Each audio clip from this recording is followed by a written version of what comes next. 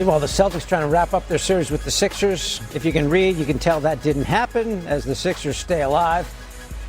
Spoiler alert, Boston up 3-1 coming in on the parquet. You figured out this is going to be their night. Nikola Vucevic driving and throwing that on Kelly Oubre Jr. Trying to KO. Vooch puts the Celtics up by 4. Yeah, they do enjoy that over there on the bench. And then up top, and then swing it to Jason Tatum. 24 points, 16 rebounds for Tatum. Celtics up 7. The Jays getting into the act. JB Brown with the 3-ball. Celtics up 7 at the half. You figure they close it out in half 2, but Philly had other ideas. This team showing its mettle. Paul George stepping into a 3. Sixers get their first lead, 88-86. George had 4 triples. Joel Embiid, the Quentin Grimes. 18 off the bench in just 24 minutes for Grimes. Huge boost for the Sixers. But Embiid was the story. 33 points in his second game back from the appendectomy. Sixers up 8, and then Tyrese Maxey working. Step back, he had 25. Philly goes up by 12. And with 2.5 to go, DJ Edgecombe, the rookie, hitting a 3-ball. Boston only scored 11 in the fourth, their lowest output in any quarter of the season. Sixers win by 16 to force a Game 6 back in Philly. You know, using this game, last game, to kind of get back into it. I found my rhythm in the second half, so we adjusted some stuff at halftime. But I feel okay. I feel good. We got to win. That's all that matters. Not necessarily that desperation, but just we played a little bit more free, understanding that it's all we got is this game, and we're one game at a time. And if we lose, we're going home. So just leave it on the floor, play hard, see where that gets us. Our fans deserve a win at home. You know what I mean? We lost a tough one, then we got blown out the water. So we deserve to go out there and fight. After the performance that we put on last time in front of our fans, that was a disgrace and it was unacceptable. Tonight, I feel like they shot the ball better than us, which is doesn't happen a lot, but they shot the ball from 3 better than us, and you know, we just gotta respond. It's the playoffs. Tonight was step 1 for both teams in doing something they've never done before. Boston doesn't want to do this. They've never blown a 3-1 lead. The Sixers have never come back from down 3-1 in a playoff series. Boston, of course, still in the driver's seat, but now the series heads back to Philly for Game 6. And we're rejoined by Iman Shumpert to talk this out. Shump, it just felt like, hey, this should be the Celtics' night. They're at home. They got a chance to close it out. And Philadelphia puts up that performance and basically dominated the fourth quarter. What stood out to you about what they did? What stood out, besides Joel Embiid doing what he did, because he's come out and played phenomenal. He won his matchup. He knew they had no answer for him, though it slowed them down in the previous game. I thought Tyrese Maxey did an exceptional job just having a great floor game. He didn't shoot it particularly well from 3, but he stayed efficient. He kept attacking, and he made sure that he got other guys involved. He made sure that every time they needed a bucket, they got a good bucket, even if it had to be a big man shooting a 3. If it had to be Paul George getting a 3, who also took timely 3s. He just made sure that this game never got out of range and pace that they could keep up. They won the defensive end of things and made sure to defend the 3-point line. And we all know anytime that you defend the 3-point line against Boston and keep them where they held them under 30%, if you can keep them down like that, then you got a pretty good chance. You've already won the numbers game. That 30% seems to be the number that really plays into the Celtics losing games, because they've lost both games where they shot under 30% from beyond the line in this series. Shump giving us his thoughts on the night in the NBA. One of those last things Joe Mazzulla was saying right there is they missed layups as well, and we kind of talked about that at halftime. When the Celtics were up by 7, it felt like they could have been up by more. Another thing that Joe talked about earlier in that press conference was the turnovers leading to 3s on the other end. Celtics only had 12 turnovers. They kind of tightened up a little bit, Eddie, but how much of an impact do those have? Because it felt like those are the kind of plays that give Philadelphia life. A team that's trailing gets life off of some of those plays. We had 12 turnovers for 12 points, but, you know, those points off of turnovers, when they end up being a 3, and it's all situational. It's when it happens, how it happens, and what's going on within the game, what kind of run is going on, what is one team doing compared to the other team. And I just feel like at the end of the day, you know, we could say whatever we say and however we want to say it, but we watched the game with our eyes. One team was just playing a half count harder. To me, that's what I thought. You don't think so? No, the question would be why? Because we missed shots, or because we were getting blitzed on the other end?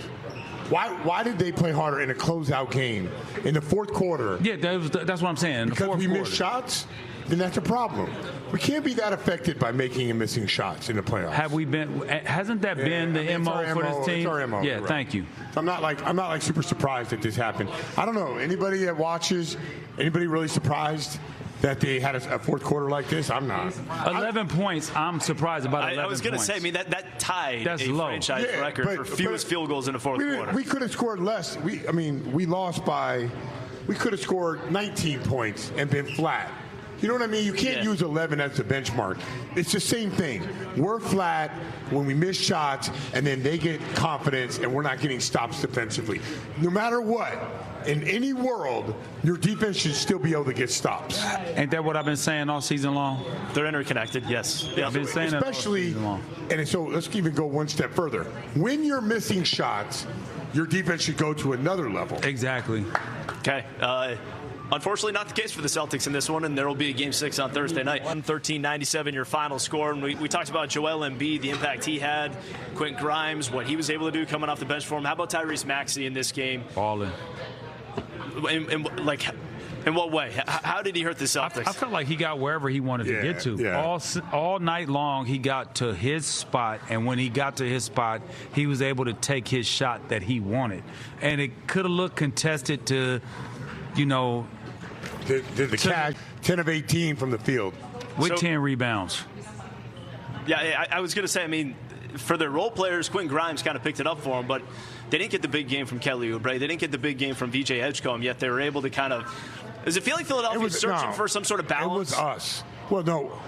First of all, if we're going to give credit to Philly, here's where we start. You got to start with Joel Embiid in the second half, right? Yep. Then you go to Quentin Grimes for making those shots. And then our response was not good. Our response to Embiid was not good. The idea that we can't move Embiid around, it's like this. Eddie will cook me. But he ain't going to cook me if he's like just standing there. But if he runs me off a screen, I'm dead meat. So we have to move Embiid, and we did not do that. Dribble, set a screen. Embiid's standing there, and he's tough in the drop coverage. We did that in the first half, though. We moved him around. Yeah. We did that in the first half. That's why at halftime we're saying I'm not really scared of Embiid being out there. In the second half, he dominates the offensive end. They go to him, and then we don't move him around defensively. I still think we can beat them even if we don't move him around.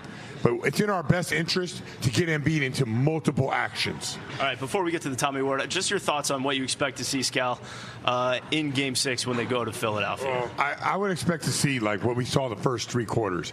That game could have gone either way. I don't think they need to make any adjustments to that. Even when Philly gets hot, they're NBA players. They get hot. But our response in the fourth quarter, I don't expect to see that.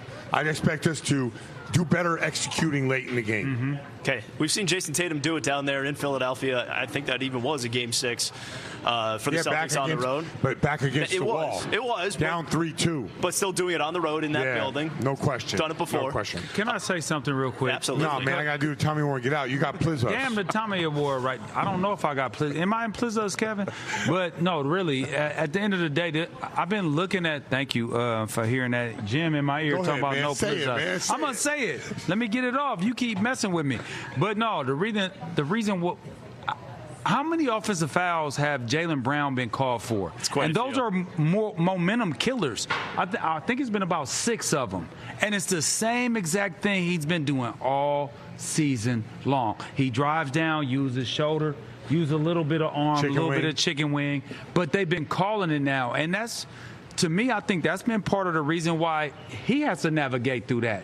He has to try to figure out, like, well, damn, all season long, I've been able to get away with this. I've been playing at an MVP level. I'm a top 5 player in the NBA today, according to a lot of people. And now I'm not getting that call? Sure. That's tough. The sound that comes through in post-game Plizzos, it should be Tatum and Brown taking responsibility for this loss in the fourth quarter. Like, there's no other way to put it. Star players in the fourth have to deliver. It's the playoffs. In the regular season, you could say, hey, man, it's not our night. This shot, not in the playoffs. Closeout game at home. You're going shot for shot with Philadelphia. Star players got to close that game out. Have you ever played with a star player that didn't show up in the fourth? I mean, I'm not going to think about every single game I played and thought about, but no, in the series. Typically, star players are the ones that take it home for you. And tonight, those two guys should have. Now, we could talk about spacing. We could talk about moving Embiid around. We could talk about different strategies to get those guys going. But it's their job to get it going. That's why. Right now, if Tatum is back to what he was last year and Jaylen Brown this year, we have 2 top 5 players on our team. Facts. Maybe top 10. Two top 10 players. Top 10, yes. Okay, so at this point, you shouldn't be going over in the fourth if you're 2 top 10 players on the One team. of them should have 11 points by themselves. Yeah, I totally agree. Okay, they did not. Celtics had 11 as a team against a fall by 16. Scal, who's going to win the Tommy Award? Yeah, I was